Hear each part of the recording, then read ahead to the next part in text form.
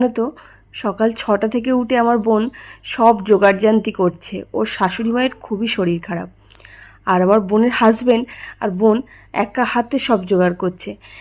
দেখতে না কতটা ভালো লাগে বলো তো, যে সেই ছোট্ট মেয়েটা যে আমাদের চোখের সামনে বড় হলো, আজকে সে অন্য একটা সংসারে গিয়ে সংসারের সব দায়িত্বটা নিজে হাতে তুলে নিয়েছে। বোনকে কত বলতাম যে তুই এই রকম, তুই কি করে গিয়ে সংসার করবি বলতো, তুই তো নিজেই এখনো বাচ্চা।